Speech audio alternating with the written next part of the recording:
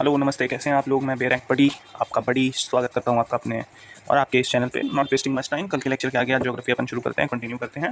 और हम यहां देखते हैं, कल हमने प्लेट टेक्टोनिक थ्योरीज के बारे में पढ़ा था, टेक्टोनिकल ड्रिफ्ट और प्लेट टेक्टोनिक्स को हमने समझा था। आज अपन उसके आगे चलेंगे, अब जो है लैंडफॉर्म्स की तरफ जाएंगे। 6 to 7 क्लासेस मेरे हिसाब से पर्याप्त होंगी वर्ल्ड ज्योग्राफी समझने के लिए, और उसके बाद इंडियन ज्योग्राफी चलेंगे। देखते हैं कब तक होता है, अभी फिलहाल आगे की बात करते हैं। तो भाई देखो, तीन प्लेट मूवमेंट्स भी तीन तरीके की हो सकती हैं। मान लो दो प्लेट्स हैं, ठीक है, दो प्लेट्स हैं, क्रस्ट की प्लेट्स हैं, ये अर्थ का लैंडफॉर्म का टुकड़ा है, जैसा कल की क्लास में मैंने समझा दिया था। जिसने नहीं देखी है, प्लेलिस्ट गिवन है डिस्क्रिप्शन में, वो जाके देख सकता है वहाँ से, ठीक है। तो ये यहाँ पे हमने देखा कि भाई दो प्लेट्स अगर हैं और ये दोनों प्लेट्स आप मूव कर रही हैं, तो भाई दिशा हो सकती है, या तो वो इस दिशा में मूव करेगी, या तो वो इस दिशा में मूव करेगी, या तो वो इस दिशा में मूव करेगी, या इस दिशा में मूव करेगी। भाई चार दिशाएं होती हैं ना, ईस्ट वेस्ट नॉर्थ साउथ। अब प्लेट है, ऊपर नीचे तो हो नहीं सकती है ना, तो चार दिशाओं में से एक तरफ मूव करेगी। और हो सकता है कि दो प्लेटें उल्टी दिशा में मूव कर रही हों, बिल्कुल होता ही है। तो उससे जो है कुछ आपके टोपोग्राफी लैंडफॉर्म्स बनते हैं, उनके बारे में अपन स्टडी करेंगे। यहाँ पे फिर हमें देखने मिलेगा कि भाई तीन तरीके की मूवमेंट्स होती हैं। एक तो दो प्लेटें हैं एक दूसरे की तरफ आ रही हैं, जैसा कि इस नीचे के डायग्राम में आप देख सकते हैं। इस पे हेडिंग डिस्ट्रक्टिव लिखी हुई है, क्योंकि इसको डिस्ट्रक्टिव बोला जाता है, पर इसका नाम कन्वर्जेंट प्लेट्स होता है। ये होती हैं कन्वर्जेंट प्लेट बाउंड्रीज, यानी कि ये इस तरफ आ रही है और ये इस तरफ आ रही है, एक इसके ऊपर चढ़ रही है, एक इसके नीचे जा रही है। तो ये सबमर्ज होती है उस तरीके से, एक प्लेट और दूसरी प्लेट उसके ऊपर चढ़ती है, वहाँ से बनता है। ये एक डिस्ट्रक्टिव फिनोमेना होता है। ऑब्वियसली ये आपस में टकरा रही हैं, तो टकराने से चीज़ों डिस्ट्रॉय ही होती हैं, टूटती हैं, इसलिए इसको डिस्ट्रक्टिव भी बोलते हैं। इससे क्या लैंडफॉर्म्स बनते हैं, क्या मासेस होती है, इसके बारे में अभी अपन डिटेल में चर्चा करेंगे। तो यहाँ तक हमने समझा कन्वर्जेंट के बारे में। अगली हम देखेंगे, इसमें यहाँ पे लिखा है कंस्ट्रक्टिव। ये एक्चुअली होती है डाइवर्जेंट प्लेट बाउंड्री। यहाँ पे ये दो प्लेट्स आपस में खुल रही हैं, जिससे नीचे जो मैग्मा है ये ऊपर की तरफ निकल रहा है। ये क्या होता है भाई, बीच में गैप छोड़ देते हैं। कई बार ये गैप रह जाएगा, कई बार ये गैप किसी चीज़ से फिल होगा, कई बार इसमें पानी फिल हो जाएगा। तो उस वजह से पूरे ज्योग्राफी में, चाहे आप इंडियन ज्योग्राफी बोलें, चाहे वर्ल्ड ज्योग्राफी बोलें, कुछ भी बोलें, बहुत इंपॉर्टेंट रहने वाला है ये वाला पार्ट समझने के लिए। तो इसे बहुत ध्यान से समझना जरूरी है। तीसरी आपकी कंजर्वेटिव। कंजर्वेटिव यहाँ पे ये और यहाँ पे ये, ठीक है। यहाँ पे बीच में जो गैप है ये फॉल्ट लाइन्स कहलाता है। ये होती हैं आपकी पैरेलल प्लेट बाउंड्रीज, और इनका नेचर होता है कंजर्वेटिव। तो हमने यहाँ पे तीन तरीके की बाउंड्रीज देखी, कन्वर्जेंट, डाइवर्जेंट और पैरेलल। कन्वर्जेंट का नेचर होता है डिस्ट्रक्टिव, डाइवर्जेंट होता है कंस्ट्रक्टिव, यानी कुछ नया बना देगा, कैसे बनेगा वो पता चलेगा अभी। और पैरेलल कंजर्वेटिव होते हैं, ठीक है। तो ये तीन तरीके की प्लेट मार्जिन्स हो गई। अब अपन इसके बारे में देखते हैं कि आखिर ये प्लेट मार्जिन्स जो हैं क्या क्या लैंड मासेस फॉर्म करती हैं। तो सबसे पहले अपन बात करते हैं डाइवर्जेंट बाउंड्रीज की। डाइवर्जेंट प्लेट बाउंड्रीज में ये आपकी प्लेट नंबर 1 है और ये आपकी प्लेट नंबर 2 है। ये आपस से दूर जा रही हैं। अच्छा, इससे पहले मैग्मा के बारे में भी समझ लें थोड़ा, कि मैग्मा कहाँ से रहा है। कई बार ये सवाल रह जाता है बच्चों के दिमाग में कि आखिर ये मैग्मा नीचे से निकल कहाँ से रहा है। खैर ये उतना इंपॉर्टेंट नहीं है, इसके बारे में डायरेक्ट सवाल नहीं आएंगे, लेकिन कॉन्सेप्ट समझने के लिए ज़रूरी होता है। एक्चुअली देखो क्या है कि धरती जो बनी है, सालों पहले बनी है, इसका जो कोर है ये हाईली रेडियो एक्टिव है।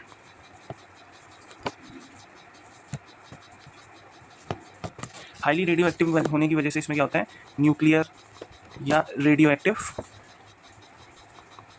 डीके। ये तो बहुत टेक्निकल टर्म्स हो गए, इसको बहुत आसानी से समझने के लिए अपन ये कह सकते हैं कि ये जो इसका न्यूक्लियस है, धरती का जो न्यूक्लियस है, ये एक्स्ट्रा एनर्जी होल्ड करता है, जिसकी वजह से ये बहुत ज़्यादा अनस्टेबल है। अब इसको क्या करना है, ये करेगा, रिलीज़ करेगा एनर्जी। एनर्जी रिलीज़ करने से क्या होगा, ये स्टेबिलिटी की तरफ जाएगा। तो ये जो रेडियो एक्टिविटी है, ये रेडियो एक्टिविटी एक्चुअली आपको क्या करती है, अनस्टेबल बनाती है एक्सेस एनर्जी की वजह से। तो धरती लगातार जो है रिलीज़ करती है एनर्जी को। एनर्जी लगातार रिलीज़ होने की वजह से धरती जो है इंटरनली बहुत हॉट है। कोर आपने देखा होगा, कल हमने बात भी की थी कि आउटर कोर जो है मॉल्टन स्टेट में रहता है, ठीक है।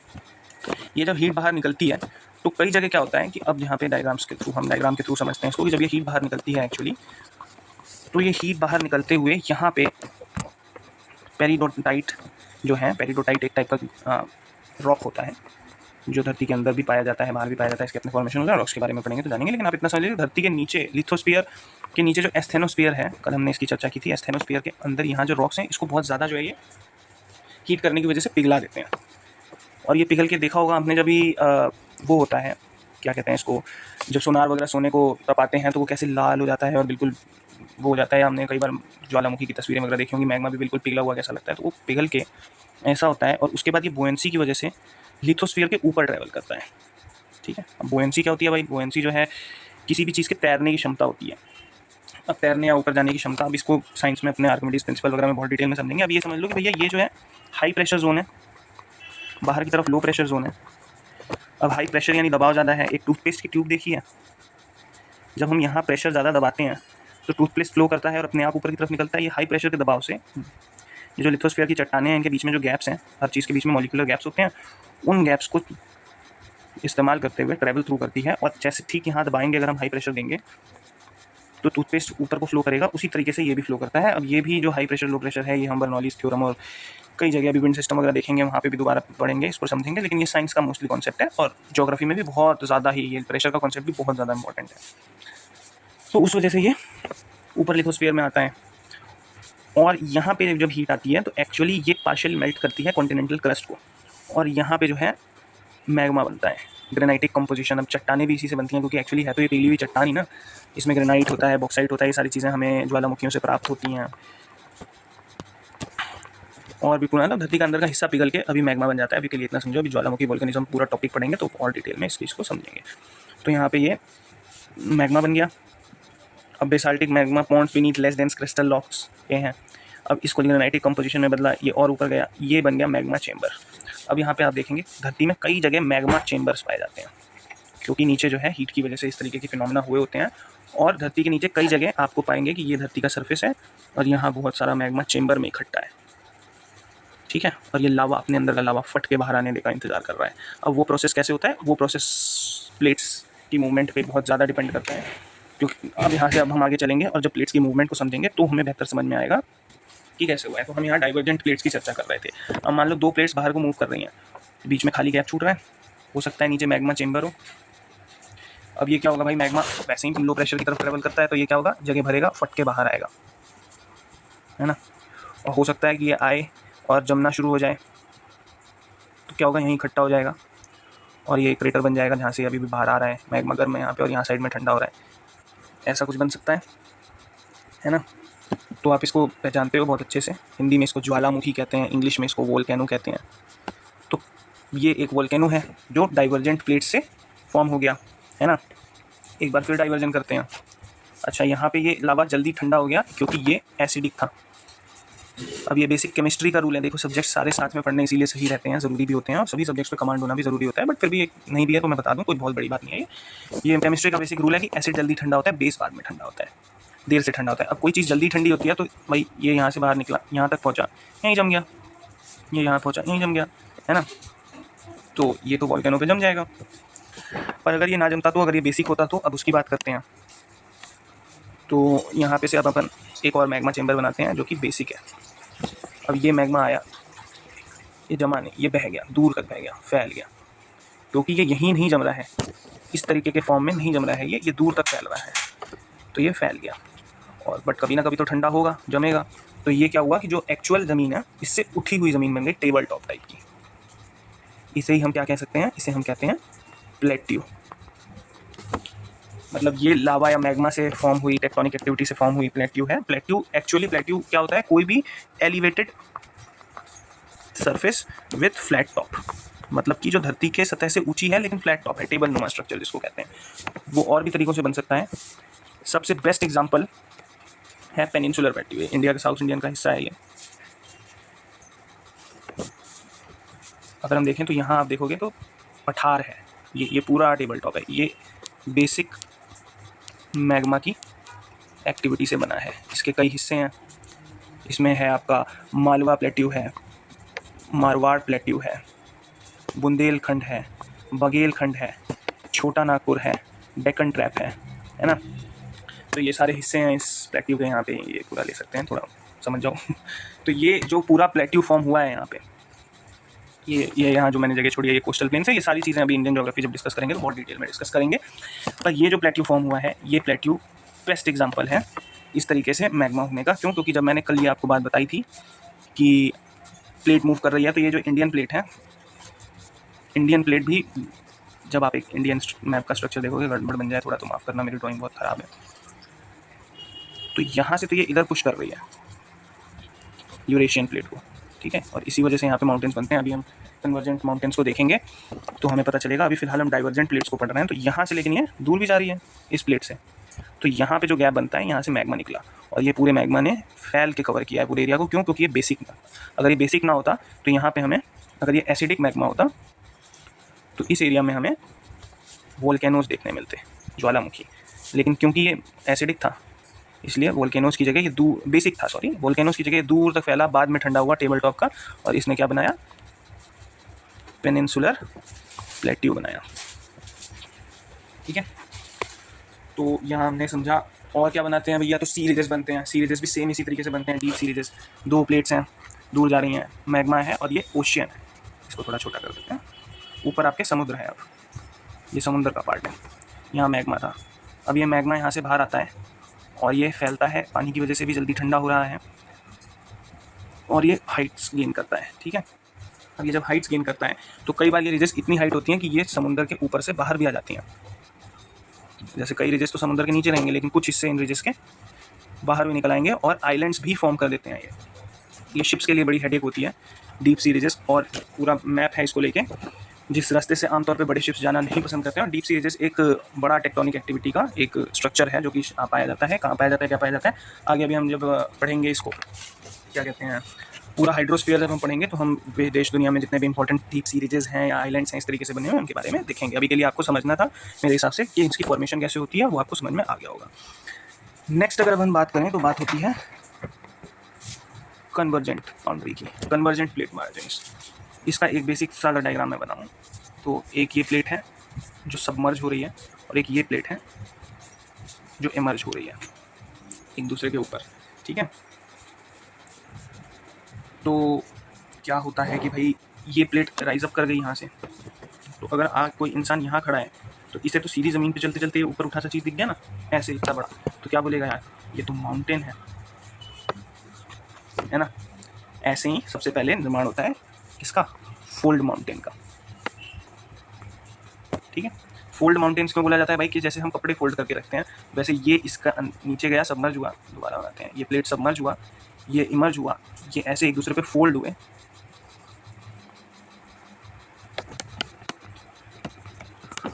तो ये बना क्या? Fold mountain. आई होप ये बात समझ में आई होगी।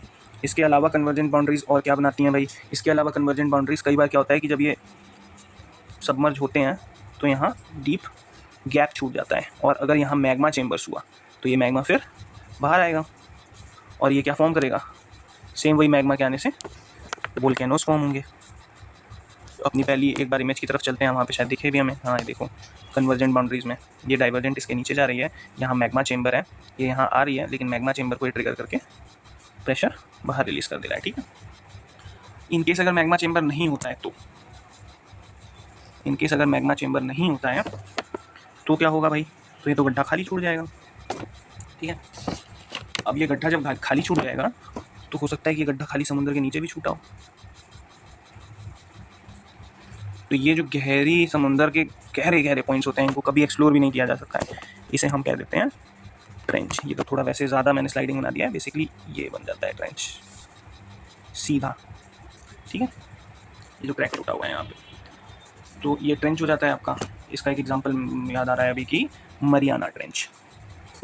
मरियाना ट्रेंच जो कि वर्ल्ड्स डीपेस्ट ट्रेंच है, जो मरियाना आइलैंड्स के पास पैसिफिक ओशन के अंदर है। तो ये हमारी ट्रेंच होगी कन्वर्जेंट। और तीसरी आती है आपकी पैरेलल प्लेट बाउंड्रीज। ये बिल्कुल ही जो है कंजर्वेटिव होती है, ज़्यादा कुछ नहीं बनाती है सिवाय एक चीज़ की, इसीलिए इसे, अब यहाँ पे आपको इन शब्दों का मतलब समझ में आ रहा होगा कि ये क्यों कंस्ट्रक्टिव है, ये क्यों डिस्ट्रक्टिव है, क्योंकि ये एक दूसरे को तोड़ के फॉल्ट नहीं क्रिएट कर रही है, ट्रेंच क्रिएट कर रहे हैं। अगर मैग्मा है तो ये टूटने की वजह से बाहर निकल रहा है, जबकि ये कंस्ट्रक्टिव इसलिए है क्योंकि ये जगह बना रही हैं और तब मैग्मा बाहर निकल रहा है। तो ये फ़र्क है। अब इसे कंजर्वेटिव क्यों कहते हैं? क्योंकि ये ना कुछ क्रिएट कर रही है ज़्यादा, ना कुछ डिस्ट्रॉय कर रही है ज़्यादा, सिवाय एक चीज़ के। क्या बनाती है भैया? ये बनाती है आपकी फॉल्ट्स क्रिएट करती है। ये सैन एंड्रियास फॉल्ट लाइन जो है एक फेमस है। अब यही टेक्टोनिक प्लेट्स जब आपस में टकराती हैं तो भूकंप आता है ना। और जब भूकंप आता है तो फिर लोग यही कहते हैं कि tectonic plates are constantly moving, और इसीलिए आपने देखा होगा कि हिमालय और नेपाल वगैरह के आसपास, क्योंकि वो फोल्ड माउंटेन्स वहाँ पे बने हैं और अभी भी वो फोल्ड माउंटेन की हाइट बढ़ती जा रही है। कल भी इस बात की चर्चा हुई थी, आज भी चर्चा हो रही है कि क्यों हिमालय जो है इसकी हाइट आज यहाँ है, अगले साल आप देखोगे तो थोड़ी और ऊपर होती है। ये क्यों बढ़ती जा रही है हाइट? क्योंकि ये प्लेट अभी भी कन्वर्ज कर रही है और इसी वजह से हिमालय हर साल बढ़ा हुआ नज़र आता है। तो कहीं ना कहीं ये मूवमेंट होती है, कभी ज़्यादा तेज टकराव हो जाता है तो सीज़मिक वेव्स निकलती हैं, पूरा वाइब्रेशन होता है, और फिर यहाँ पे खड़े हुए इंसान कहते हैं भूकंप आया, भूकंप आया ना, भूकंप भूकंप गई। हमारे अभी डिटेल चर्चा के अंदर भूकंप भी एक बड़ा टॉपिक आएगा, प्राइमरी वेव सेकेंडरी वेव सब देखेंगे, लेकिन आगे है थोड़ा सा, वो भी ज़्यादा आगे नहीं है बट है। उसके बाद अब यहाँ पे देखिए, हमने जितनी भी प्रोसेसेस की बात की उनको अपन दो हिस्सों में बांट सकते हैं, एक्सोजेनिक प्रोसेस और एंडोजेनिक प्रोसेस। हमने जितनी भी प्रोसेसेस की आज बात की है वो सारे एंडोजेनिक प्रोसेस थे। नाम से ही समझ में आ रहा है, एंडो मतलब अंदर का, एक्सो मतलब बाहर का, यानी धरती के अंदर जितनी भी प्रक्रियाएं हैं उनसे अगर इन्फ्लुएंस होकर कोई प्रोसेस क्रिएट होता है तो उसे हम कहते हैं endogenic process. Cause by forces from with in the earth forms and changes the earth surface. हो रही घटना विद इन दी अर्थ है, चेंज कर रही है अर्थ के सरफेस को, ठीक है। उसके बाद फिर आते हैं mental convection process, earth crust movement, magma activity, ये सारे इसके एग्जांपल हैं। एक्सोजेनिक प्रोसेस अभी नहीं पढ़ा है हमने, लेकिन रिवर सिस्टम्स वगैरह पढ़ेंगे तो बहुत पढ़ेंगे, टोपोग्राफी पढ़ेंगे तो बहुत पढ़ेंगे। ये क्या होती है घटनाएं, और वेदरिंग, इरोजन, ये सारी अर्थ के अंदर ये हिस्से से कोई लेना देना नहीं है, जो घटना हो रही है अर्थ के बाहर हो रही है।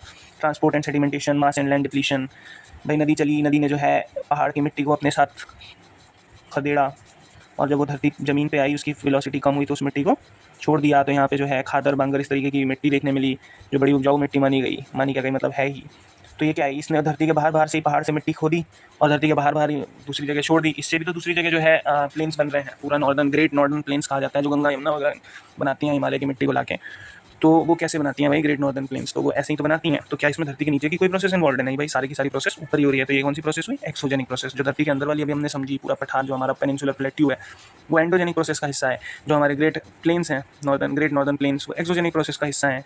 जो डेजर्ट है हमारा इस तरफ, वेस्टर्न डेजर्ट, वो सारा एक्सोजेनिक है। उसके बाद जो ईस्टर्न घाट्स हैं या फिर जो ईस्ट के साइड पे आपका ये हैं डेल्टाज हैं, ये सब जो हैं एक्सोजेनिक हैं। उसके बाद उसके ऊपर नॉर्दर्न हिमालयाज हैं, वो सारे एंडोजेनिक हैं, क्योंकि वो धरती के अंदर होने वाली एक्टिविटीज से भी इन्फ्लुएंस हैं। तो ये बात हमने समझ ली है, सारी हमने एक्टिविटीज़ पहले देख ली है, तो एक्सोजेनिक एंडोजेनिक समझ में आ गया होगा।